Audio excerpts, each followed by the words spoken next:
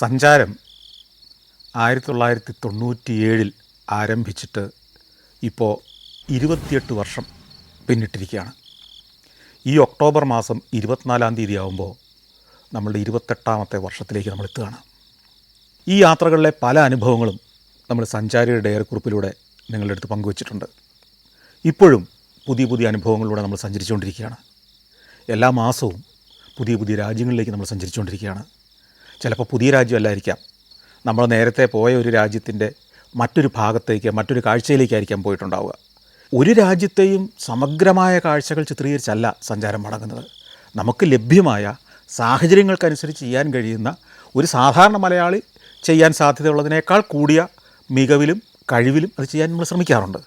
പലരും എൻ്റെ അടുത്ത് ചോദിക്കാറുള്ള മറ്റൊരു പ്രധാന ചോദ്യമാണ്, നിങ്ങൾ ഈ യാത്രകളിൽ അധികം എക്സ്പ്ലോർ ചെയ്യാത്തൊരു മേഖല ഭക്ഷണ വൈവിധ്യത്തിൻ്റെ ആയിരിക്കുമെന്ന്.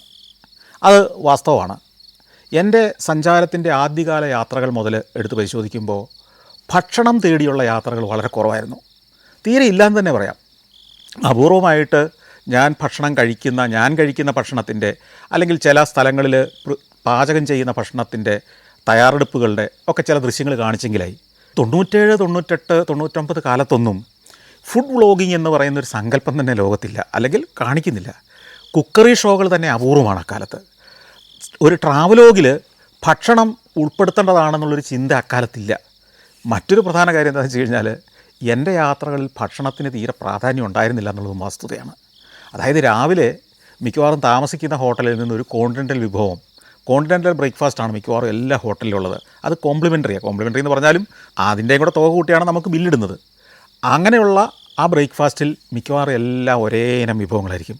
ബ്രെഡ്, അതിൻ്റെ ബട്ടർ, ജാം, അത് വേണമെങ്കിൽ ടോസ്റ്റ് ചെയ്തെടുക്കാനുള്ളൊരു സംവിധാനം, പിന്നെ കുറച്ച് കോൺഫ്ലേക്സ്, ചൂടുപാൽ, മുട്ട പുഴുങ്ങിയത്, പിന്നെ മുട്ട വേണമെങ്കിൽ ലൈവായിട്ട് നമുക്ക് ഓംലെറ്റ് ഉണ്ടാക്കി തരും.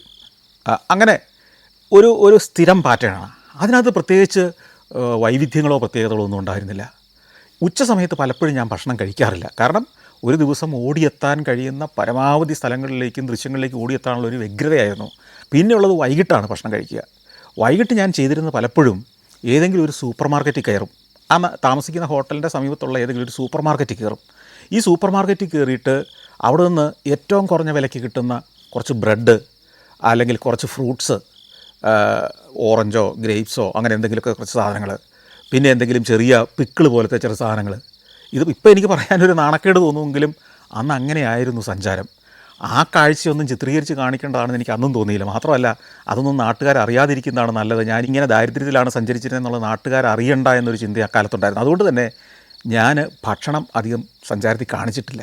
ഞാൻ ലോകരാജ്യങ്ങളിലൂടെ സഞ്ചരിച്ചപ്പോൾ കഴിച്ചതും കണ്ടതും മറ്റുള്ളവർ കഴിക്കുന്നത് കണ്ടതും ഒക്കെയായ ഭക്ഷ്യവിഭവങ്ങളിലൂടെ, അവയുടെ ഓർമ്മകളിലൂടെ ഒരു തിരിഞ്ഞു നടത്താമെന്നാണ് ഞാനിപ്പോൾ ചിന്തിക്കുന്നത്.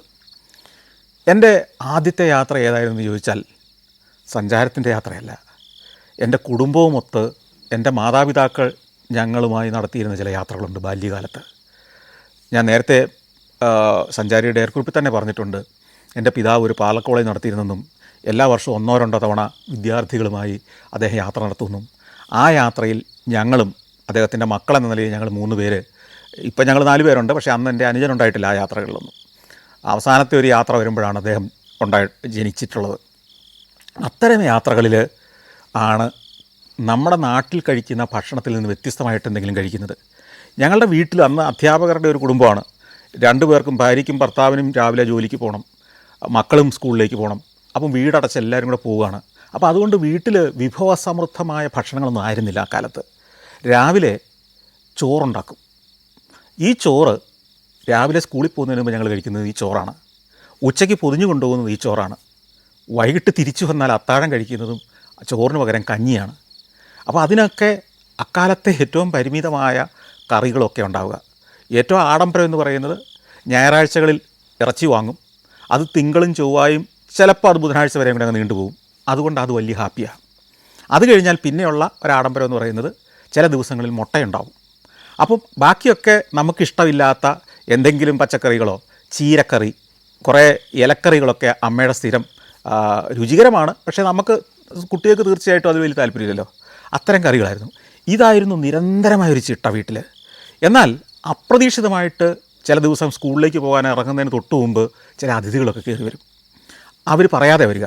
ഈ മലബാർ മേഖലയിലേക്ക് കുടിയേറിപ്പോയ നമ്മുടെ ചില ബന്ധുക്കളൊക്കെ രാവിലത്തെ ബസ്സിന് പുലർച്ചെ വന്നിട്ട് രാവിലെ വീട്ടിലേക്ക് വരുമ്പോൾ ഈ കഞ്ഞി കൊടുക്കാൻ പറ്റില്ല. അപ്പോൾ എന്തു ചെയ്യും? അപ്പോഴാണ് അധ്യാപികയായ 9:30 9:45 സ്കൂളിൽ എത്തേണ്ട, അതും 2 കിലോമീറ്റർ നടന്ന് സ്കൂളിൽ എത്തേണ്ട എൻ്റെ അമ്മ ആകെ പതറിപ്പോകുന്നത്. ഉടനെ എന്നോട് പറയും, ഞങ്ങളെ അവിടുന്ന് ഒരു 1/2 കിലോമീറ്റർ നടന്നാൽ അവിടെ ഒരു ചെറിയ നാടൻ ചായക്കടയുണ്ട്, പേര് പോലും അതിനില്ല. ആ നാട്ടിലെ കുറച്ച് ആളുകൾ, ഒരു 10 20 ആളുകൾ രാവിലെ വന്ന് ബ്രേക്ക്ഫാസ്റ്റ് കഴിക്കും. അതുമാത്രമാണ് ആ ചായക്കട നടക്കുന്ന പ്രവൃത്തി. ഉച്ചഭക്ഷണമില്ല, വൈകിട്ടത്തെ ഭക്ഷണമില്ല. അവിടെ ഉണ്ടാക്കുന്ന ഏക വിഭവം ദോശയാണ്. അത് നല്ല രുചികരമായ ദോശയാണ്, ഒപ്പം നല്ല ചമ്മന്തി, ചട്നി. അപ്പോൾ എന്നോട് പറയും, നീ പെട്ടെന്ന് പോയിട്ട് ഒരു 20 ദോശ വാങ്ങിച്ചുകൊണ്ട് വരാൻ പറയും. ഞാൻ ഓടും. അപ്പോഴത്തേക്ക് യൂണിഫോം കിട്ടിയിട്ടുണ്ടാവും. ഓടും, ആ ചായക്കടയിൽ പോകും, 20 ദോശ പൊതിഞ്ഞ് കെട്ടിക്കൊണ്ടുവരും. പക്ഷേ ആ ചായക്കടയിൽ നിൽക്കുമ്പോൾ ആ ദോശയുടെ മണം, ഈ പൊതിയും കൊണ്ട് വീട്ടിലേക്ക് തിരിച്ചു വരുമ്പോൾ അതിൻ്റെ ഒരു മണം നമ്മളെ ഭയങ്കരമായിട്ട് ആകർഷിക്കും. ഈ ദോശ കൊണ്ടുവരുന്നു, ഈ അതിഥികൾക്കൂടെ വിളമ്പി എങ്ങനെയെങ്കിലുമൊക്കെ അവരെ ആ സമയം കൊണ്ട് പറഞ്ഞ് അടുത്ത ബന്ധുവീട്ടിലേക്ക് ആക്കിയിട്ട് ഞങ്ങൾ സ്കൂളിലേക്ക് ഓടും.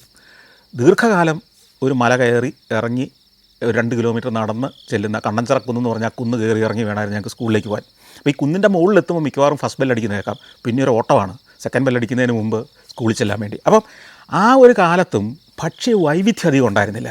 പക്ഷേ എൻ്റെ അമ്മ ചില ദിവസങ്ങളിൽ, ചില അവധി കിട്ടുന്ന ദിവസങ്ങളിൽ, ഞങ്ങൾ മക്കൾ ഈ അവധി ദിവസങ്ങളിൽ അമ്മയെ വലിയ തോതിൽ വീട്ടുജോലിക്ക് സഹായിച്ചെങ്കിൽ ചില ഓഫറുകൾ തരും. അതിൽ ചിലത് ചില പ്രത്യേക പരീക്ഷണ വിഭവങ്ങളായിരുന്നു. ഈ പരീക്ഷണ വിഭവങ്ങൾ മുഴുവൻ പരീക്ഷിക്കപ്പെട്ടിരുന്നത് ഞങ്ങളുടെ മേലാണ്. അമ്മ ആദ്യമായിട്ട് ഉണ്ടാക്കുന്ന പല സാധനങ്ങളാണ്. ഉദാഹരണത്തിന്, എൻ്റെ മുമ്പേ പറഞ്ഞതുപോലെ തന്നെ മലബാറിൽ നിന്നുള്ള ഒരു ബന്ധു ദീർഘകാലം ഈ നാട്ടിൽ വന്ന് താമസിച്ചിരുന്നു. അദ്ദേഹം എൻ്റെ പിതാവ് ആരംഭിച്ച ഒരു പ്രസ്സിൻ്റെ മാനേജരായിട്ട് കുറേ കാലം പ്രവർത്തിച്ചതാണ്. അപ്പോൾ അദ്ദേഹം വന്ന് മലബാറിലെ ചില വിഭവങ്ങളുടെ വിശേഷങ്ങളൊക്കെ അമ്മയോട് പറയും. അതെങ്ങനെയാണ് ഉണ്ടാക്കുന്നതെന്നുള്ള ചില ടിപ്പുകളൊക്കെ പറഞ്ഞു കൊടുക്കും.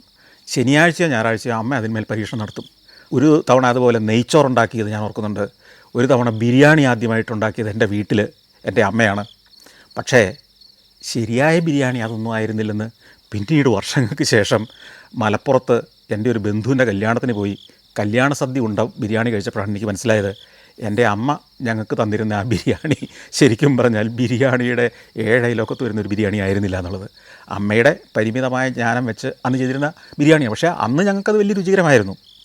അതുപോലെ തന്നെ പല വിഭവങ്ങളും, അമ്മ ലഡു, കേക്ക്, ഇതൊക്കെ ഉണ്ടാക്കാനുള്ള പരീക്ഷണങ്ങൾ വീട്ടിൽ നടത്തുമായിരുന്നു. അന്ന് വീട്ടിലത്ര ഗംഭീരമായ സൗകര്യങ്ങളില്ല. ഇത് ഓവൻ പോലുള്ള ഫെസിലിറ്റികൾ അല്ലെങ്കിൽ കേക്ക് ഉണ്ടാക്കിയെടുക്കാനുള്ള എക്യുപ്മെൻറ്റ്സ് ഒന്നുമില്ല. നാടൻ പാത്രങ്ങളെ പ്രത്യേക രീതിയിലൊക്കെ അഡ്ജസ്റ്റ് ചെയ്ത് ഒക്കെയാണ് അമ്മ ഈ ബേക്കറി ഉപകരണങ്ങളാക്കി മാറ്റിയിരുന്നതെന്ന് ഞാൻ ഓർക്കുന്നുണ്ട്. ശനിയാഴ്ചയും ഞായറാഴ്ചയും നന്നായിട്ട് പണിയെടുക്കണം. അതായത് നെല്ല് കുത്തണം. ഞങ്ങൾക്ക് പാടമുണ്ട്, അപ്പം കൊയ്ത്തുണ്ട്, മെതിയുണ്ട്. മെതി കഴിഞ്ഞ് നെല്ല് പുഴുങ്ങി ഉണങ്ങി കുത്തി അരിയാക്കി സൂക്ഷിച്ച് വെക്കണം. എങ്കിലേ അവധിയില്ലാത്ത വർക്കിംഗ് ഡേയ്സിൽ കൃത്യമായിട്ട് ചോറുണ്ടാക്കാൻ പറ്റുള്ളൂ. അപ്പോൾ ഈ പുഴുങ്ങുന്നിടത്തും ഉണങ്ങുന്നിടത്തും ചാക്കി കെട്ടി വെക്കുന്നിടത്തും ഇതിനെ ഒരു 1.5 കിലോമീറ്റർ അകലെയുള്ള മില്ലിൽ കൊണ്ടുപോയി കുത്തിക്കുന്നിടത്തും ഒക്കെ എൻ്റെ ജോലി വളരെ പ്രധാനപ്പെട്ടതായിരുന്നു. കാരണം അന്ന് മൂത്ത ആൺകുട്ടി ഞാനാണ്. ഇങ്ങനെയുള്ളൊരു ബാല്യകാലത്തെ സാധാരണ റുട്ടീനിൽ നിന്ന് വ്യത്യസ്തമായ ഭക്ഷണത്തിലേക്ക് നമുക്ക് ഒരു ചൂട് വയ്ക്കാൻ കഴിഞ്ഞത്, അല്ലെങ്കിൽ വ്യത്യസ്തമായ ഭക്ഷണങ്ങളെ നമുക്ക് പരിചയപ്പെടാൻ കഴിഞ്ഞത് ഈ എൻ്റെ പിതാവ് നടത്തിയ ടൂറുകളിലാണ്. ആ ടൂറിൽ വെച്ചാണ് ഞാൻ ആദ്യമായിട്ട് പൂരി കഴിക്കുന്നത്. 3-ലോ 4-ലോ ഒക്കെ പഠിക്കുന്ന കാലമായിരിക്കണം. ഒരു തവണ ഇത് കഴിച്ചത് എവിടെയാണെന്ന് എനിക്ക് കൃത്യമായിട്ട് ഓർമ്മയുണ്ട്. തിരുപ്പതിയിലാണ്. അന്ന് ഒരു ദക്ഷിണേന്ത്യൻ യാത്രയായിരുന്നു. ഈ ദക്ഷിണേന്ത്യൻ യാത്രക്കിടയിൽ തിരുപ്പതിയിലെത്തി. അക്കാലത്ത് തിരുപ്പതി ക്ഷേത്രത്തിലേക്ക് നമ്മുടെ ബസ്സുകളൊന്നും പോവില്ല, വാഹനങ്ങൾ വിടില്ല. പകരം അവിടെ നിന്ന് തിരുപ്പതിയിലെ പ്രത്യേക ട്രാൻസ്പോർട്ട് സർവീസിൻ്റെ ഭാഗമായിട്ട് ഓടുന്ന ബസ്സുകളിൽ മാത്രമേ നമുക്ക് നമ്മുടെ ബസ് ഒരിടത്ത് പാർക്ക് ചെയ്തിട്ട് നമ്മളെല്ലാം ഒരു വലിയ നീണ്ട ക്യൂവിൽ നിൽക്കണം. ഈ നീണ്ട ക്യൂവിൽ നിന്ന് മണിക്കൂറുകൾക്ക് ശേഷമാണ് നമുക്ക് ഈ ബസ്സിൽ കയറി പറ്റാൻ പറ്റുക. അങ്ങനെ ഒരു ദിവസം തന്നെ എനിക്ക് തോന്നുന്നു തിരുപ്പതി പോകാൻ വേണ്ടി ഞങ്ങൾ കുട്ടികളൊക്കെ മടുത്തു വലഞ്ഞുപോയി. പക്ഷേ അവിടെ ഇങ്ങനെ ക്യൂവിൽ നിൽക്കുമ്പം ഒരു സൈഡിൽ പൂരി എണ്ണയ്ക്കകത്ത് ഇങ്ങനെ വറുത്ത് കോരിക്കൊണ്ടിരിക്കുന്നു, ആ ചൂടുള്ള പൂരി. അപ്പോൾ ഇത് കാണുമ്പോൾ നമുക്കൊരു കൊതി വരുമല്ലോ. ഭക്ഷണമൊക്കെ രാവിലെ വേറെ ഇവിടുന്ന് ഹോട്ടലിൽ നിന്ന് കഴിച്ചതാണെങ്കിലും ഈ പൂരി വേണമെന്ന് ഞാൻ ശഠിക്കുകയും അമ്മ ഈ പൂരി വാങ്ങി തരികയും ചെയ്ത് ഞാൻ ഓർക്കുന്നുണ്ട്. പൂരി എന്ന് പറയുന്ന ഒരു വിഭവം ആദ്യമായിട്ട് ഞാൻ രുചിക്കുന്നത് ഒരു യാത്രയിലാണ്. പിന്നീട് കോളേജ് വിദ്യാഭ്യാസ കാലത്ത് പല യാത്രകൾ നടത്തുമായിരുന്നു. ഈ പല യാത്രകളിലും വെച്ച് ഞാൻ മലബാറിലേക്ക്, കോഴിക്കോട്ടേക്കുള്ള യാത്രകളിലൊക്കെയാണ് സാഗർ പോലുള്ള ഹോട്ടലുകളിൽ എൻ്റെ ചില സുഹൃത്തുക്കൾ അവിടെയുണ്ട്. അവരെന്നെ പരിചയപ്പെടുത്തുന്നതും യഥാർത്ഥത്തിലുള്ള മലബാറിലെ രുചികരമായ ബിരിയാണിയൊക്കെ രുചിക്കുന്നതും. പഠനകാലത്ത് ഞാൻ മദ്രാസിലേക്ക് നിരന്തരമായി യാത്ര ചെയ്യുമായിരുന്നു. എൻ്റെ മാധ്യമ പഠനം മദ്രാസിലായിരുന്നതുകൊണ്ട്. അപ്പോൾ മദ്രാസിലേക്കുള്ള യാത്രയ്ക്കൊരു രസകരമായ രീതിയുണ്ട് എനിക്ക്. ഇവിടുന്ന് പലപ്പോഴും ചെന്നൈയിലേക്ക് ട്രെയിനിലോ ബസ്സിലോ പോയാൽ എൻ്റെ മടക്കയാത്ര തിരിച്ചു വരുന്നത് ഏതാണ്ട് ദക്ഷിണേന്ത്യയൊക്കെ ചുറ്റിക്കറങ്ങിയിട്ടാണ്. തമിഴ്നാടിൻ്റെ കിഴക്കൻ തീരമെല്ലാം ചുറ്റി നാഗൂര്, നാഗപട്ടണം, വേളാങ്കണ്ണി, രാമേശ്വരം, കന്യാകുമാരിയൊക്കെ ചുറ്റി ഒരു കറക്കം കറങ്ങിയായിരിക്കും പലപ്പോഴും വരിക. അന്നും മനസ്സിൽ ഈ യാത്രകളുണ്ട്, യാത്രകളോട് ഭ്രമമുണ്ട്. ഈ യാത്രയിൽ വെച്ച് തമിഴ്നാടിൻ്റെ വ്യത്യസ്തങ്ങളായ വിഭവങ്ങൾ രുചിച്ചത് ഞാൻ ഓർക്കുന്നുണ്ട്. അങ്ങനെ ഒരു യാത്രയിലാണ് വേളാങ്കണ്ണിയിൽ ചെല്ലുമ്പോൾ അവിടെ കടൽത്തീരത്ത് ധാരാളം റെസ്റ്റോറൻറ്റുകളുണ്ട്. മീൻ വിഭവങ്ങൾക്ക് പ്രശസ്തമാണ് റെസ്റ്റോറൻറ്റുകൾ. കടലിൽ നിന്ന് പിടിച്ച മീൻ, ഫ്രഷ് മീൻ അവിടെ മസാല പുരട്ടി ഇങ്ങനെ വെച്ചിരിക്കും. നല്ല കൊതിപ്പിക്കുന്ന രീതിയിലാണ് മസാല പുരട്ടി വെക്കുക. നമ്മൾ ചെന്ന് ഓർഡർ ചെയ്ത് കഴിയുമ്പം എണ്ണയ്ക്കകത്തിട്ട് വറക്കുകയല്ല, തവയാണ്. ദോശക്കല്ല് പോലത്തെ ഒരു കല്ലിലേക്ക് എണ്ണ പുരട്ടിയിട്ട് അതിലേക്ക് വെച്ചിട്ട് രണ്ട് സൈഡും ഒന്ന് പൊള്ളിച്ചെടുക്കുകയാണ് ചെയ്യുന്നത്. എന്നിട്ട് നമുക്ക് തരും. ആ കൂടെ നല്ല പൊറോട്ടയും കൂടെ തരും. അതീവ രുചികരമാണ്. എൻ്റെ ആദ്യത്തെ വിദേശയാത്ര, സഞ്ചാരം എന്ന സ്വപ്നം യാഥാർത്ഥ്യമാക്കാൻ വേണ്ടിയിട്ടുള്ള ആദ്യത്തെ വിദേശയാത്ര 1997 ഞാൻ പറഞ്ഞല്ലോ, ഒക്ടോബർ 24-ാം തീയതി. അത് നേപ്പാളിലേക്കാണ് പോകുന്നത്. ഈ യാത്ര പുറപ്പെടുന്ന ദിവസമാണ് 24-ാം തീയതി. 2 ദിവസം ട്രെയിനിലാണ്. 3-ാമത്തെ ദിവസം ഗോരഖ്പൂരിൽ ചെല്ലുന്നു. ഗോരഖ്പൂരിൽ നിന്ന് അടുത്ത ദിവസമാണ് നമ്മൾ അതിർത്തി കടന്ന് നേപ്പാളിലെത്തുന്നത്. പക്ഷേ നേപ്പാളിൽ എന്നെ നിരാശപ്പെടുത്തി കളഞ്ഞത് അവിടെ നേപ്പാളിൻ്റേതായ പ്രത്യേക വിഭവങ്ങളൊന്നുമില്ല. താലി മീൽസാണ് അവരുടെ പ്രധാന ഭക്ഷണം തന്നെ, ഉച്ചഭക്ഷണം എന്ന് പറയുന്നത്. അത് നമ്മുടെ ഒരു ഉത്തരേന്ത്യൻ വിഭവവും ദക്ഷിണേന്ത്യൻ വിഭവവും കൂടെ ചേർന്ന കുറേ ഇലക്കറികളും ഉരുളക്കിഴങ്ങിൻ്റെ കുറേ കറികളും നടുക്ക് ചോറും വെച്ച ഒരു താലി മീൽസാണ്. അവിടെ നമ്മളെ അത്ഭുതപ്പെടുത്തുന്ന ഒരു വിഭവവും എനിക്ക് കിട്ടിയില്ല. എന്നാൽ ഈ നേപ്പാൾ യാത്ര കഴിഞ്ഞ് വന്ന് അധികം താമസിയാതെ തന്നെ ഞാൻ മാൽദീവ്സിലേക്കൊരു യാത്ര നടത്തി. ഈ മാൽദീവ്സ് യാത്രയിൽ മാൽദീവ്സിൻ്റെ വിഭവവൈദ്യങ്ങളൊന്നും കിട്ടിയില്ലെങ്കിലും ജീവിതത്തിൽ ആദ്യമായിട്ട് ബർഗർ എന്ന് പറയുന്നൊരു വസ്തു കഴിക്കുന്നത് ഞാൻ അപ്പോഴാണ്. ബർഗർ. അപ്പോൾ ബർഗർ എന്ന് കേട്ടിട്ടുണ്ട്, പക്ഷേ ഈ സാധനം ആദ്യമായിട്ട് കാണുന്നത് ഞാനാണ്. പല സൈസിലുള്ളതുണ്ട്. അതിൽ 2-3 ഹാം അകത്ത് വെച്ച ഇലകൾ, ചീസ്, ഹാം ഇങ്ങനെ അടുക്കി അടുക്കി വെച്ചിട്ട് അതിൻ്റെ മുകളിലും താഴെയും ഓരോ ബണ്ണ് വെക്കുന്നതാണല്ലോ ഈ ബർഗർ. അപ്പോൾ അതിലെ ഏറ്റവും മികച്ചത് തന്നെ ഞാൻ ഓർഡർ ചെയ്തു. അത് കൊണ്ടുവന്ന് വെച്ചത് ഇത്രയും കനമുണ്ടപ്പോൾ. ഈ കനത്തിലുള്ളൊരു സാധനത്തിൽ ഞാൻ പെട്ടുപോയി. ഇതെനിക്കറിയില്ല ഇതെങ്ങനെ തിന്നണമെന്ന്. സായിപ്പോൾ ഒക്കെ കഴിക്കുന്ന അപ്പുറം ഇരുന്ന് കാണുന്ന അവരൊറ്റ പിടുത്തമാണ്. എൻ്റെ വായ എത്ര നോക്കിയിട്ട് ഇത്രയും തുറക്കില്ല. അവസാനം ഞാൻ അപ്പുറം ഇപ്പുറമൊക്കെ നോക്കി ആരും കാണുന്നില്ല എന്ന് ഉറപ്പ് വരുത്തിയിട്ട് അതിനകത്ത് ഇടയ്ക്കുള്ള 1-2 ഹാം എടുത്ത് മാറ്റി വെച്ചിട്ട് ഇതിൻ്റെ കനം കുറച്ചിട്ട് കഴിച്ചു. അക്കാലത്ത് അവിടെ ധാരാളം ടൂറിസ്റ്റുകൾ വരുമായിരുന്നു. ഈ ടൂറിസ്റ്റുകൾക്ക് വേണ്ടി മാലിയുടെ തലസ്ഥാന മാലി ഉണ്ട്. അതാണ് ദ്വീപ്, പ്രധാന തലസ്ഥാന ദ്വീപാണ്. ആ ദ്വീപിൽ നിന്ന് കുറച്ചകലെയാണ് അന്ന് എയർപോർട്ട്. അന്ന് പാലമൊന്നുമില്ല. ആ എയർപോർട്ടിൽ നിന്ന് ഇങ്ങോട്ട് വരുന്നത് ഒരു പ്രത്യേക ചുണ്ടുള്ള, ഇങ്ങനെ മുമ്പിലൊരു ഒരു ചുണ്ടോട് കൂടി നിൽക്കുന്ന ഒരു പ്രത്യേക വള്ളത്തിലെ ഒരു ബോട്ടിലാണ് വരുന്നത്. ആ മെയിൻ സ്ട്രീറ്റ് ഫ്രണ്ടിലെ, ആ വാട്ടർ ഫ്രണ്ടിലെ പ്രധാന സ്ട്രീറ്റിൽ മുഴുവൻ ഇത്തരം വെസ്റ്റേൺ വിഭവങ്ങളുടെ ധാരാളം റെസ്റ്റോറൻറ്റുകളുണ്ട്. അവിടെ വെച്ചാണ് ഞാൻ ഈ വെസ്റ്റേൺ വിഭവങ്ങളെ പരിചയപ്പെടുന്നത്. അപ്പോൾ അവിടുത്തെ ഒരു ലോഡ്ജിലാണ് താമസം.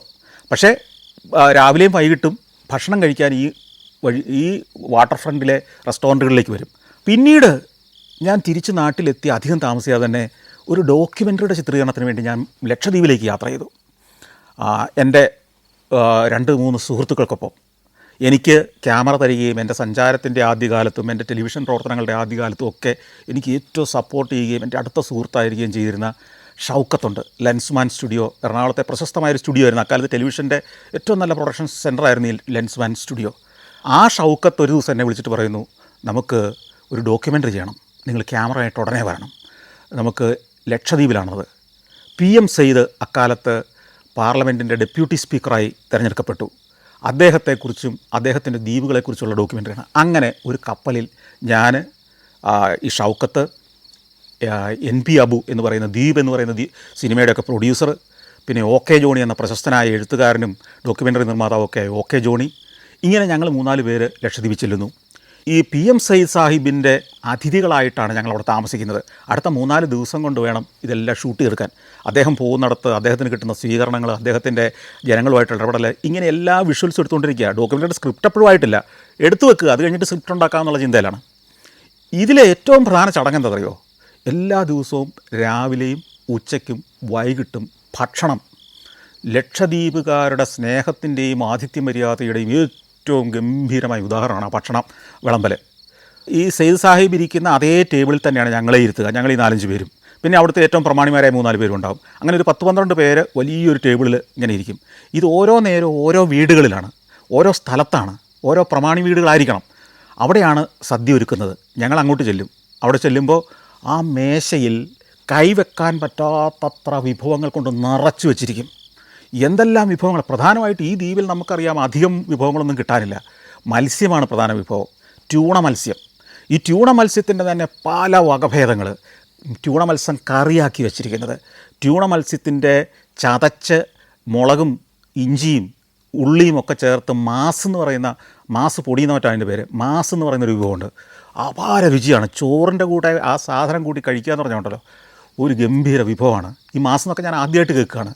അതുപോലെ തന്നെ പല വിഭവങ്ങൾ നമ്മുടെ വടക്കൻ കേരളത്തിലുള്ള മുസ്ലിം കുടുംബങ്ങളിൽ ഉണ്ടാക്കുന്ന പല പലഹാരങ്ങൾ കൂടിയുണ്ട്. മീൻ മുട്ട കൊണ്ടുള്ള വിഭവങ്ങൾ, മീനിൻ്റെ തന്നെ പല വകഭേദങ്ങൾ, കോഴിയിറച്ചി കൊണ്ടുള്ള പല വിഭവങ്ങൾ, പത്തിരി പോലുള്ള വിഭവങ്ങൾ, അതുപോലെ തന്നെ മൂസ് കവാബ് എന്ന് പറയുന്ന ഒരു വിഭവം, പിന്നെ കല്ലുമ്മേക്കായ കൊണ്ടുള്ള വിഭവങ്ങൾ, പിന്നെ തേങ്ങാച്ചോറ്, ഇങ്ങനെ എന്തുമാത്രം വിഭവങ്ങളാണെന്ന് പറയും. അതായത് അതിഥിയെ അവർ സ്നേഹം പ്രകടിപ്പിക്കുന്ന ഭക്ഷണം കൊണ്ടാണ്. ഇത് വിളമ്പി വെച്ചിട്ട് നമ്മൾ വന്ന് ഇരിക്കുക എന്നുള്ളതല്ല, ഇതിലെ ഓരോ വിഭവവും എടുത്ത് നമ്മളെ കൊണ്ട് കഴിപ്പിച്ച് നമ്മൾ അവശരാകുന്നിടം വരെ നമ്മളെ കഴിപ്പിച്ചിരിക്കും. ഇവർ വട്ടത്തിൽ നിന്ന് വിളമ്പി തീറ്റിച്ചിരിക്കും. അത് ജീവിതത്തിൽ ആദ്യത്തെ ഒരു അനുഭവമായിരുന്നു. അതിനുശേഷമുള്ളൊരു യാത്രയാണ് പിന്നീട് തായ്ലൻഡിലേക്ക് നടത്തുന്നത്. തായ്ലൻഡ്, സിംഗപ്പൂരൊക്കെയുള്ളൊരു യാത്ര. അപ്പോൾ ഇതുവരെയുള്ള യാത്രകളിൽ ഞാൻ അനുഭവിച്ച ഭക്ഷണം, ഭക്ഷ്യ വൈവിധ്യങ്ങളൊക്കെ ഏതാണ്ട് ഈ മട്ടിൽ പോയെങ്കിൽ തായ്ലൻഡിലേക്ക് ചെല്ലുമ്പം മറ്റൊരു അത്ഭുത ലോകമാണ് ഭക്ഷണത്തിൻ്റെ നമ്മൾ കാണുന്നത്. തായ്ലൻഡിൽ പല കാഴ്ചകളിലേക്കും, അതിൽ ഏറ്റവും പ്രധാനമായിട്ട് എൻ്റെ ഓർമ്മയിൽ നിൽക്കുന്നത് തായ് സ്ട്രീറ്റ് ഫുഡുകളാണ്. അതൊരു പാക്കേജ് ടൂറിൻ്റെ ഭാഗമായിരുന്നു. അതായത് ഒരു ടൂർ കമ്പനി നടത്തുന്ന ഒരു പാക്കേജ് ടൂർ. ഞങ്ങളൊരു 7-8 പേരാണ് ഉണ്ടായിരുന്നത്. അവിടെ വെച്ചാണ് പിന്നീട് എൻ്റെ കൂടെ ഏതാണ്ട് ഒരു 2-3 വർഷം എൻ്റെ എല്ലാ യാത്രകളിലും സഹയാത്രികനായിരുന്ന അടുത്ത കാലത്ത് അന്തരിച്ച ശ്രീ KS ബേബി എന്നൊരു സുഹൃത്തിനെ എനിക്ക് കിട്ടുന്നത്. അന്ന് എനിക്കൊരു 25-26 വയസ്സ് പ്രായം, ഈ ബേബിച്ചായന് 60-61 വയസ്സ് പ്രായം. അത്രയും വ്യത്യാസമുണ്ട്. പക്ഷേ ഒറ്റ ദിവസം കൊണ്ട് ഞങ്ങൾ വളരെ അടുത്ത സുഹൃത്തുക്കളായി. കാരണം അദ്ദേഹം എൻ്റെ പ്രായത്തിലേക്ക് ഇറങ്ങി വന്നതല്ല, ഞാൻ അദ്ദേഹത്തിൻ്റെ പ്രായത്തിലേക്ക് കയറി ചെന്നു. ഞങ്ങൾ സംസാരിക്കുന്ന രാഷ്ട്രീയ വിഷയം, ദാർശനിക വിഷയങ്ങൾ. അദ്ദേഹം അത്യാവശ്യം രാഷ്ട്രീയ ബോധമുള്ള ഒരു മനുഷ്യനായിരുന്നു, അത്യാവശ്യം ചിന്തകനായിരുന്നു. ഒരു ബിസിനസ്സുകാരനൊക്കെയാണ്. തടിമില്ലുൾപ്പെടെയുള്ള ചില സംരംഭങ്ങളായിരുന്നു അദ്ദേഹം നടത്തിയിരുന്നെങ്കിലും പരന്ന വായനയും ലോകത്തെക്കുറിച്ച് വലിയ ധാരണയുമുള്ള, ശ്രീനിവാസൻ ഒരു സിനിമയിൽ പറഞ്ഞ പോലെ അത്യാവശ്യം സ്റ്റഡി ക്ലാസ്സുകളിലൊക്കെ പങ്കെടുക്കുന്നൊരു മനുഷ്യനായിരുന്നു. അപ്പോൾ അതുകൊണ്ട് ഞങ്ങൾ ആശയ സംഘടനം, അദ്ദേഹം പറഞ്ഞതിനെല്ലാം ഞാൻ മൂളി കേൾക്കുകയല്ല, അല്ല ഞാൻ പറയുന്നത് മുഴുവൻ അദ്ദേഹം അംഗീകരിക്കുകയല്ല, പൊരിഞ്ഞ ആശയ സംഘടനകളാണ് നടക്കുക. അവിടെ വെച്ച് പുതിയ ആശയങ്ങളും ചിന്തകളും ഉണ്ടാകുക. ഞങ്ങൾ നിരീക്ഷിക്കുകയാണ്, പഠിക്കുകയാണ്. ഈ നാട് എന്തുകൊണ്ട് ഇങ്ങനെ മാറുന്നു, എന്താണ് ഇവിടുത്തെ ടൂറിസത്തിൻ്റെ വ്യത്യാസം, ടൂറിസത്തിൽ നമ്മുടെ നാട്ടിൽ എന്തുകൊണ്ടുണ്ടാവുന്നില്ല, അങ്ങനെ ഇതൊക്കെ ആ പ്രായത്തിലും ഇത്തരം ആളുകളുമായിട്ട് ചർച്ച ചെയ്ത യാത്രകൾ നമ്മൾ നടക്കുന്നത്. നമ്മൾ താമസിക്കുന്ന അത്യാവശ്യം നല്ല 4 സ്റ്റാർ 3 സ്റ്റാർ നിലവാരമുള്ള ഹോട്ടലുകളാണ്. ആ ഹോട്ടലുകളിലെ രാവിലത്തെ ബ്രേക്ക്ഫാസ്റ്റ് എന്ന് പറയുന്നത് കോണ്ടിനെൻ്റൽ വിഭവങ്ങളാണ്. കോണ്ടിനെൻ്റൽ വിഭവങ്ങൾ ഞാൻ ആദ്യമായിട്ട് പരിചയപ്പെടുന്നത് ആ യാത്രയിലാണ്. അതായത് ലോകത്തെ ഏത് ഹോട്ടലിലും ബ്രേക്ക്ഫാസ്റ്റ് മിക്കവാറും കോണ്ടിനെൻ്റൽ വിഭവങ്ങളായിരിക്കും. എന്നാൽ ഇന്ത്യയിൽ മാത്രം, ഇപ്പോൾ കേരളത്തിൽ അല്ലെങ്കിൽ ഇന്ത്യയിലെ ഹോട്ടലുകളിൽ ചെന്നാൽ, ഇന്ത്യൻ ഹോട്ടലുകളിൽ പ്രത്യേകിച്ച് രാവിലത്തെ ബ്രേക്ക്ഫാസ്റ്റ് എന്ന് പറയുന്നത് ഇഡ്ഡലി, ഉപ്മാവ്, പൂരി, ഇങ്ങനെയൊക്കെയുള്ള കുറേ സാധനങ്ങളുണ്ടാവും. എന്നാൽ മറ്റ് ലോകത്ത് എവിടെ ചെന്ന് കഴിഞ്ഞാലും ബ്രേക്ക്ഫാസ്റ്റ് എന്ന് പറയുന്നത് ഞാൻ നേരത്തെ പറഞ്ഞതുപോലെ തന്നെ ബ്രെഡ്, സോസേജ്, ഓംലെറ്റ്, അതുപോലെ തന്നെ അതുമായിട്ട് ബന്ധപ്പെട്ട കുറേ സാധനങ്ങൾ, പിന്നെ കുറച്ച് മധുരമുള്ള കേക്കൊക്കെ പോലുള്ള കുറേ പേസ്ട്രീസ്, ഇങ്ങനെയുള്ള കുറേ സാധനങ്ങൾ ഒരു 10-12 ഇനം ഉണ്ടാവും. ഇതൊക്കെയാണ് സാധാരണ ഈ കോണ്ടിനെൻ്റൽ വിഭവങ്ങൾ. അപ്പോൾ ഈ കോണ്ടിനെൻ്റൽ വിഭവങ്ങൾ അന്നൊക്കെ, അതായത് 98-99 കാലത്തൊക്കെ ഞാൻ ആദ്യമായിട്ട് കഴിക്കുന്നത് ഈ തായ്ലൻഡ് യാത്രയിലാണ്. അവിടെ ഓൾഡ് സയാം പ്ലാസ എന്ന് പറയുന്നൊരു മാളുണ്ട്. ഈ ഓൾഡ് സയാം പ്ലാസ മാളിലേക്ക് ഒരു ടൂർ പോയി. അന്ന് മാളുകൾ കേരളത്തിലില്ല, മാളുകൾ ആരും കണ്ടിട്ടില്ല. അപ്പം മാള് കാണിക്കൽ തന്നെ അന്ന് ടൂറിലെ ഒരു ഇനമായിരുന്നു. അങ്ങനെ ഓൾഡ് സയാം പ്ലാസ മാളിൽ ചെന്ന് കഴിയുമ്പോൾ എൻ്റെ കൂടെ ഉണ്ടായിരുന്ന ബാക്കിയുള്ളവർ അവിടുത്തെ ചില റൈഡുകളിലേക്കും മറ്റ് പരിപാടികൾക്കൊക്കെ പോയി, കുറച്ച് ഷോപ്പിങ്ങിന് പോയി. ഞാനും ഈ KS ബേബിയും കൂടെ ഇതിനകത്തുകൂടെ ഇങ്ങനെ വെറുതെ അലഞ്ഞ് നടക്കുകയാണ്. ഈ കാഴ്ചകൾ കണ്ട് ഞാൻ കുറേ ഷൂട്ട് ചെയ്യുന്നുണ്ട്. ആ നടന്നു പോകുന്ന പലയിടത്തും തത്സമയം ചില വിഭവങ്ങൾ ഉണ്ടാക്കി കൊടുക്കുന്നുണ്ട്. അതിൽ ഒരെണ്ണം എനിക്ക് വളരെ കൗതുകമായിട്ട് തോന്നി. ഒരു ദോശക്കല്ല് പോലത്തെ ഒരു ചൂടുള്ള ഒരു പ്ലേറ്റ്, അതിലേക്ക് ഒരു മാവ് ഒഴിക്കുന്നു.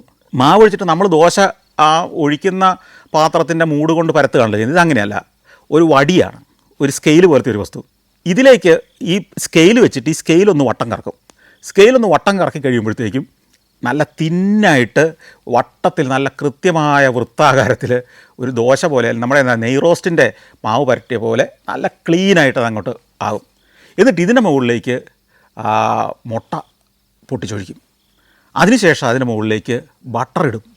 എന്നിട്ട് ഒന്ന് മൊരിഞ്ഞു തുടങ്ങുമ്പോഴത്തേക്കും പഴം മുറിച്ച് ചെറിയ ചെറിയ നുറുക്കുകളാക്കി ഇതിനകത്ത് നിരത്തിയിട്ട് ഇതിനെ മടക്കിയിട്ട് ഇതിൻ്റെ മേലെ മിൽക്ക് ക്രീം ഒഴിക്കും. മിൽക്ക് ക്രീം നന്നായിട്ട് അങ്ങ് ഒഴിക്കും. എന്നിട്ട് ഇതിനെ ചെറിയ ചെറിയ കഷ്ണങ്ങളാക്കി ഒരു പാത്രത്തിലിട്ട് തരും. ബനാന പാൻ കേക്ക് എന്നാണ് അത് അറിയപ്പെടുന്നത്. അത് ഞങ്ങൾ വാങ്ങി. ഇത് ഉണ്ടാക്കുന്ന കാണുമ്പോൾ തന്നെ നമുക്ക് കൊതിയാകും മേടിക്കാൻ. അത് കൊതിയോടെ ഞങ്ങൾ വാങ്ങിക്കഴിഞ്ഞ് ടൂത്ത് പിക്ക് പോലത്തെ ഓരോ കൂലും കൂടെ കുത്തിയത് തരിക. ഇത് കുത്തി കഴിച്ചു. അസാധ്യ രുചി എന്ന് പറഞ്ഞാൽ അപാര ടേസ്റ്റ്.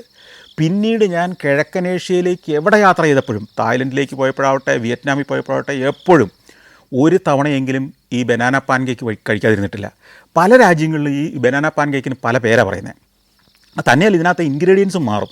ചിലതിനകത്ത് ബനാന ഉണ്ടാവില്ല, ചിലതിനകത്ത് ഈ മിൽക്ക് ക്രീമിന് പകരം ഈ ന്യൂട്രല്ല പോലുള്ള സാധനങ്ങൾ ആയിരിക്കും ഒഴിക്കുക. ചിലതിനകത്ത് തേൻ ഒഴിക്കും. രുചി വ്യത്യാസം വരുത്തും. ബട്ടറിൻ്റെ അളവ് കൂട്ടും. ചിലതിനകത്ത് ചീസ് ചിരണ്ടിയിടും. ഇങ്ങനെ പല രീതിയിൽ അതിനെ പ്രിപ്പയർ ചെയ്യും. പക്ഷേ ഏറ്റവും ടേസ്റ്റി ആയിട്ടുള്ളത് ഞാൻ ഈ ആദ്യം കഴിച്ച ആ ബനാന പാൻ കേക്ക് തന്നെയായിരുന്നു.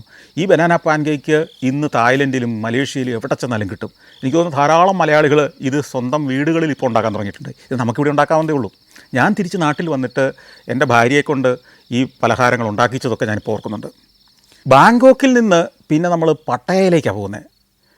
99 ഒരു ചെറുപ്പക്കാരൻ, ഒരു 62 വയസ്സുകാരനായ ഒരാൾക്കൊപ്പം പട്ടയയിൽ ചെന്നിറങ്ങുമ്പോൾ മനുഷ്യൻ ഞെട്ടിത്തരിക്കുന്ന തരത്തിലുള്ള അനുഭവങ്ങളും കാഴ്ചകളും വന്നുള്ളത്.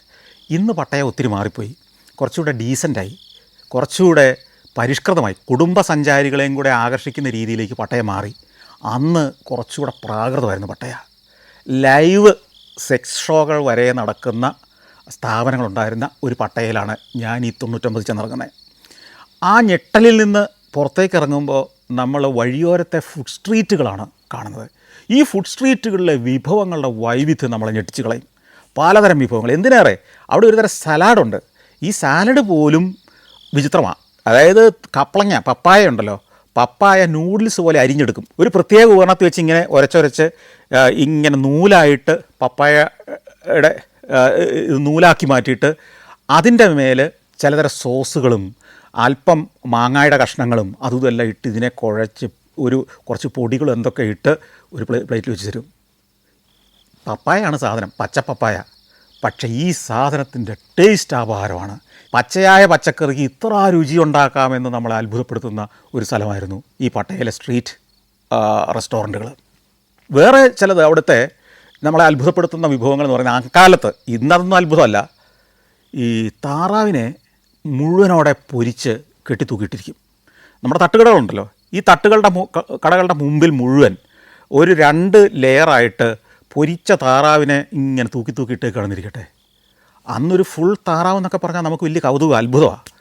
അപ്പം ഞാനും ഈ ബേബിച്ചായനും കൂടെ തീരുമാനിച്ചു, നമുക്കിടാവേ ഇന്ന് വൈകിട്ട് ഇവരുടെ ഡിന്നർ കഴിക്കണ്ട, നമുക്കൊരു താറാവിനെ മേടിച്ചുകൊണ്ട് പോകാം, എന്നിട്ട് മുറി പോയിരുന്നിട്ട് കഴിക്കാം. അപ്പോൾ ഞങ്ങൾക്ക് 2 പേർക്ക് നല്ല കൊതിയാണ്. ഇത് കുറേ നേരം ഈ ഫുഡ് സ്ട്രീറ്റിലൂടെ നടന്നു കഴിഞ്ഞാൽ നമുക്ക് കൊതി കാരണം എന്തെങ്കിലുമൊക്കെ മേടിച്ച് തിന്നും. അതാണ് ഈ ഫുഡ് സ്ട്രീറ്റിൻ്റെ ഒരു പ്രത്യേകത. ഒരു താറാവിനെ മുഴുവൻ ഞങ്ങൾ 2 പേരും കൂടെ വാങ്ങാൻ തീരുമാനിച്ചു. എന്നിട്ട് ഇതുമായിട്ട് മുറിയിലേക്ക് പോയി.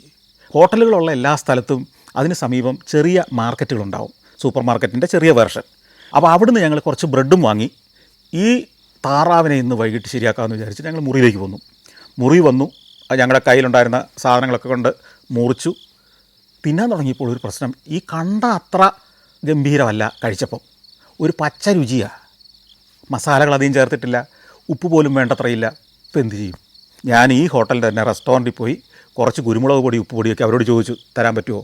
അപ്പോൾ അവർ ഒരു പാത്രത്തിനകത്ത് അത് തന്നു. റൂമിൽ ഈ പാത്രം വെച്ചാൽ മതി എന്ന് പറഞ്ഞു. അങ്ങനെ അതുമായിട്ട് വന്ന് കുരുമുളക് പൊടി, ഉപ്പ് പൊടിയൊക്കെ ഇട്ട് ഈ താറാവിനെ തിന്നു. പക്ഷേ അത് മുഴുവൻ തിന്നു തീർക്കാൻ ഞങ്ങളെക്കൊണ്ട് പറ്റിയില്ല. പക്ഷേ അതൊരു പരാജയമായിപ്പോയി.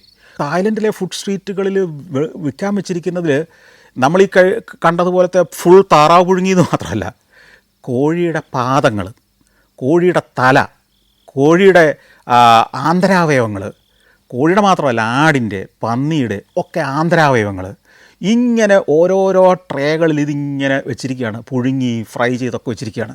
വേറൊരു ഭാഗത്ത് കടൽ വിഭവങ്ങളാണ്. കടൽ വിഭവങ്ങൾ എന്ന് പറഞ്ഞാൽ ഒക്ടോപ്പസ്, സ്ക്വിഡ്, പ്രോൺസ്, ഇങ്ങനെ ക്രാബ്, ഇങ്ങനെ നിരവധി വിഭവങ്ങൾ. ശരിക്കും ഈ ഫുഡ് സ്ട്രീറ്റ് എന്ന് പറയുന്ന സംസ്കാരം ഇങ്ങനെയൊരു കാര്യമുണ്ടെന്നും ടൂറിസ്റ്റുകളായ 10,000-കണക്കിന് ആളുകൾ ഭക്ഷണം കഴിക്കുന്നത് സ്റ്റാർ ഹോട്ടലുകളിലല്ലെന്നും ഇത്തരം ഫുഡ് സ്ട്രീറ്റുകളിലെ സാധാരണ തട്ടുകടകളിൽ നിന്നാണെന്നൊക്കെ നമ്മൾ പഠിക്കുന്നത് ഈ ആദ്യ തായ്ലൻഡ് യാത്രയിലാണ്. അത് ഞെട്ടിക്കുന്നൊരു അനുഭവമായിരുന്നു. ഭക്ഷണത്തിന് വേണ്ടി തെരുവോര ഭക്ഷണങ്ങളാണ് ലോകസഞ്ചാരികൾ ഭക്ഷണത്തിന് അത്താഴം കഴിക്കാൻ വേണ്ടി എത്തുന്ന സ്ഥലം എന്ന് ഞാൻ പഠിച്ചത് ആ യാത്രയിലായിരുന്നു. ഈ തായ്ലൻഡ് കഴിഞ്ഞ് സിംഗപ്പൂരിൽ വരുന്നു. ആ സിംഗപ്പൂരിലെ അനുഭവങ്ങളും വ്യത്യസ്തമായിരുന്നില്ല. അവിടുത്തെ ബോട്ട് ക്വീ, ക്ലാർക്ക് ക്വീ എന്നൊക്കെ പറഞ്ഞ് അവിടെ സിംഗപ്പൂർ റിവറിൻ്റെ തീരത്ത് നിരവധിയായ ഫുഡ് സ്ട്രീറ്റുകളുണ്ട്. അത് കുറേ കൂടെ സ്റ്റാൻഡേർഡ് കൂടിയതാണ്. അവിടെ ആറ്റുതീരത്തെ പന്തലുകളുടെ ചുവട്ടിൽ നിരത്തിയിട്ട മേശ കസേരകൾക്കകത്തിരുന്ന് നമ്മൾ ഭക്ഷണം കഴിക്കുന്നതെങ്കിലും സിംഗപ്പൂരിൻ്റെ ഒരു ആഢ്യത്വം അതിനകത്തൊക്കെ പ്രതിഫലിക്കും. അവിടെ നമ്മൾക്ക് ഈ ഒരു സ്റ്റാർ ഹോട്ടലിലെ എല്ലാ ചിട്ടവട്ടങ്ങളോടും കൂടിയാണ് കഴിക്കുക. ഇപ്പോൾ ക്രാബ്, ഞണ്ട്, വലിയ ഞണ്ടിൻ്റെ വിഭവങ്ങൾ നമ്മൾ ഓർഡർ ചെയ്താൽ വലിയ ഞണ്ടിങ്ങ് കൊണ്ടുവന്ന് വെക്കും. അതിനെ ഒന്ന് പൊട്ടിച്ചിട്ടുണ്ടാവും, ഒന്ന് ഒരു ചുറ്റി കൊണ്ട് അടിച്ചൊന്ന് പൊട്ടിച്ചിട്ടുണ്ടാവും. പക്ഷേ പിന്നീട് അതിനെ പൊട്ടിച്ചതിനകത്തെ മാംസം എടുക്കേണ്ടത് നമ്മുടെ ജോലിയാണ്. പൂർണ്ണ തോതിലുള്ള ക്രാബായി കൊണ്ടുവന്ന് വെക്കുന്നത്. കാര്യം അപാര രുചിയാണെങ്കിലും ഇതിനകത്തുനിന്ന് മാംസം എടുക്കണമെങ്കിൽ വല്ലാത്ത ഒരു സ്കിൽ ആവശ്യമാണ്. അതിനവർ കുറേ സാധനങ്ങൾ കൊണ്ടുവന്ന് വെക്കും. ഒരു പ്ലെയർ പോലത്തെ സാധനം, കൊടിൽ ഇങ്ങനെ ഞണ്ടിൻ്റെ തോട് പൊട്ടിക്കാനുള്ള കുറേ ഉപകരണങ്ങൾ കൊണ്ടുവന്ന് വെക്കും. അപ്പോൾ ഇത് ഉപയോഗിക്കാൻ നമ്മൾ പഠിക്കണം. ഇതുകൊണ്ട് ഒരു കൊടിൽ കൊണ്ട് ഇങ്ങനെ പിടിച്ച് ഒരു ചുറ്റി കൊണ്ട് ഇങ്ങനെ ഇളക്കി പൊട്ടിച്ച് മാന്തി എടുത്ത് ഇതൊക്കെ നമ്മൾ അപ്പുറത്തെ ടേബിളിൽ എന്താ ചെയ്യുന്നതെന്ന് നോക്കിയിട്ടാണ് ചെയ്യുക. അതിരസകരമായ രുചികരമായ കുറേയേറെ സൂപ്പുകൾ അവിടെയുണ്ട്. ഗംഭീര സൂപ്പുകൾ എന്ന് പറഞ്ഞാൽ അത്ര ഗംഭീര സീ ഫുഡ് സൂപ്പുകളാണ് പലതും. അതീവ രുചികരമാണ്. സിംഗപ്പൂർ പോകുന്ന ബഹുഭൂരിപക്ഷം മലയാളികൾ എനിക്ക് തോന്നുന്നില്ല ഈ ബോട്ട് ക്വീയിലോ ക്ലാർക്ക് ക്വീയിലോ പോകുന്നുണ്ടെന്ന്. അവിടെ പോയി വൈകുന്നേരത്തെ ഭക്ഷണം ഒന്ന് ആസ്വദിച്ച് കഴിയുമ്പോൾ ഉണ്ടല്ലോ, അപ്പോഴാണ് ശരിക്കുള്ള സിംഗപ്പൂരിനെ നമ്മൾ അറിയുക. ചൈനീസ് ഫുഡ് മുതൽ അങ്ങ് പാശ്ചാത്യ വിഭവങ്ങൾ വരെയുള്ള, നാടൻ തായ് ഭക്ഷണങ്ങൾ മുതൽ ബർമീസ് വിഭവങ്ങൾ വരെയുള്ള രുചി വൈവിധ്യത്തിൻ്റെ വലിയൊരു പ്രദേശമാണ് ശരിക്കും പറഞ്ഞാൽ ഈ സിംഗപ്പൂർ നദിയുടെ തീരത്തുള്ള ആ ഫുഡ് സ്ട്രീറ്റ് എന്ന് പറയുന്നത്. ഒരു 1.5 കിലോമീറ്റർ നീളത്തിൽ ഈ നദീ തീരത്തുകൂടെ ഇങ്ങനെ അതിഗംഭീരമായി വൃത്തിയോടെ ഭംഗിയോടെ ഒരുക്കി വെച്ചിരിക്കുകയാണത്. ഇത് കഴിയുമ്പോഴത്തേക്കുമാണ് നമുക്ക് പിന്നെ യൂറോപ്പിലേക്കുള്ള ആദ്യത്തെ യാത്ര ഉണ്ടാകുന്നത്. അത് കോസ്മോസ് എന്ന് പറയുന്ന ഒരു ടൂർ കമ്പനിയിലാണ് ബുക്ക് ചെയ്യുന്നത്. ഈ കോസ്മോസ് ടൂർ കമ്പനിയിൽ ഇതൊക്കെ ബുക്ക് ചെയ്ത് തരുന്നത് ഒരു ടൂർ ഓപ്പറേറ്ററാണ്. കൊച്ചിയിലുള്ള അന്ന് ലിഷർ ടൂർ എന്ന് പറയുന്ന ഒരു ടൂർ ഓപ്പറേറ്റർ. കേരളത്തിലെ ഏറ്റവും സീനിയറായ ഒരു ടൂർ ഓപ്പറേറ്റർ അവർ. നളിന പൊതുവാൾ എന്നാണ് അവരുടെ പേര്. അവരുടെ കാര്യം ഞാൻ പലപ്പോഴും പറഞ്ഞിട്ടുണ്ട്. അപ്പോൾ അവർ എയർ ടിക്കറ്റ് എടുത്ത് തരുന്നു, ഈ കോസ്മോസിൽ ബുക്ക് ചെയ്ത് തരുന്നു. കോസ്മോസിൽ ജോയിൻ ചെയ്യുന്നതിന് മുമ്പ് തന്നെ ലണ്ടനിലേക്കാണ് ചെല്ലുന്നത്. അപ്പോൾ ലണ്ടനിൽ താമസിക്കാനുള്ള ഹോട്ടൽ മുറി ബുക്ക് ചെയ്ത് തരുന്നു. ഈ കോസ്മോസിൻ്റെ യാത്ര കഴിഞ്ഞ് മടങ്ങിയെത്തുന്നത് ലണ്ടനിലേക്കാണ്. അപ്പോൾ ആ മടങ്ങിയെത്തിയിട്ടും 2 ദിവസം ലണ്ടനിൽ താമസിക്കാനുള്ള ഹോട്ടൽ മുറി, മടക്കയാത്ര, ഇതെല്ലാം ബുക്ക് ചെയ്തിട്ടാണ് ഇവിടുന്ന് വിടുന്നത്. അങ്ങനെ ഞങ്ങൾ ലണ്ടനിൽ ചെന്നിറങ്ങുന്നു. ഞാൻ ആദ്യം ആ കഥകൾ പണ്ട് പറഞ്ഞിട്ടുണ്ട്. ലണ്ടനിൽ ആദ്യമായിട്ട് ചെന്നിറങ്ങുമ്പോൾ നേരിട്ട് എന്നെയും ഈ പറഞ്ഞ KS ബേബിയെയും ഇൻസൾട്ട് ചെയ്ത അനുഭവങ്ങളൊക്കെ ഞാൻ പറഞ്ഞിട്ടുണ്ട്. ഇന്ന് കഥയൊക്കെ മാറിയിട്ടുണ്ടാവാം, എനിക്കറിയില്ല. പക്ഷേ ഈ വർണ്ണവിവേചനം എന്ന് പറയുന്ന ഒന്നുണ്ടോ എന്ന് ചോദിച്ചാൽ അതുവരെ ഞാൻ ചിന്തിച്ചിരുന്ന ആധുനിക കാലത്ത് ലോകത്ത് അങ്ങനെയൊന്നും ഇല്ല എന്നായിരുന്നെങ്കിൽ അന്ന് അവിടെ വെച്ച് ആ ഹീത്രൂ എയർപോർട്ട് വെച്ച് എനിക്ക് മനസ്സിലായി അങ്ങനൊരു സംഭവം ഉണ്ടെന്ന്. ഇമിഗ്രേഷൻ പ്രോസസ് എല്ലാം കഴിഞ്ഞ് പുറത്തിറങ്ങി അങ്ങനെ ഒരു ബസ് പിടിച്ച് ഞങ്ങൾ ലണ്ടൻ നഗരത്തിലെത്തുന്നു. ആ ബസ്സിൽ പോയി ഇറങ്ങുന്ന സ്ഥലത്ത് നിന്ന് ഒരു ടാക്സി വിളിച്ച് റോയൽ നാഷണൽ എന്ന് പറയുന്ന ഒരു ഹോട്ടലിലെത്തുന്നു. ഈ റോയൽ നാഷണൽ ഹോട്ടൽ എന്ന് പറയുന്നത് അന്ന് തന്നെ എനിക്ക് തോന്നുന്നത് 1000-ലധികം മുറികളുള്ള വമ്പനൊരു ഹോട്ടലാണ്. വലിയൊരു കോട്ട പോലെ ഇരിക്കും. അതിൻ്റെ ഒരു നടുമുറ്റമൊക്കെ ഉണ്ട്. ഈ ഹോട്ടലിലാണ് താമസം. ഈ ഹോട്ടലിൽ ഞങ്ങൾ ചെന്ന് കയറുമ്പോഴത്തേക്കും, ഉച്ചയ്ക്ക് എയർപോർട്ടിലെത്തിയതാണെങ്കിലും ഹോട്ടലിൽ ചെന്ന് കയറുമ്പോഴത്തേക്കും സന്ധ്യയായി. നല്ല തണുപ്പ് കാലമാണ്. പിറ്റേ ദിവസമാണ് ഞങ്ങൾക്ക് ഇവിടെ നിന്ന് ഡോവർ എന്ന തുറമുഖ നഗരത്തിലേക്ക് പോകേണ്ടത്. അവിടെ നിന്ന് കപ്പലിൽ കയറി ഫ്രാൻസിലേക്ക് പോകേണ്ടത്. പിന്നെ കോസ്മോസിനൊപ്പം അടുത്ത 8-10 ദിവസം യൂറോപ്പിലൂടെയുള്ള ദീർഘമായ യാത്ര നടത്തേണ്ടത്.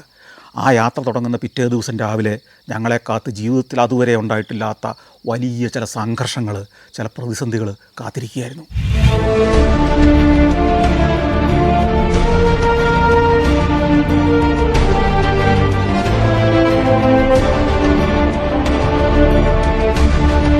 Djibouti, Fiji, Lebanon, Ethiopia, Armenia. സഞ്ചാരം വോളിയം നമ്പർ 17. ഫുൾ HD-യിലുള്ള ഈ അപൂർവ ദൃശ്യയാത്രാ വിവരണ ശേഖരം സ്വന്തമാക്കാൻ സഞ്ചാരം എന്ന് SMS ചെയ്യൂ. ഫോൺ 9995 444 222.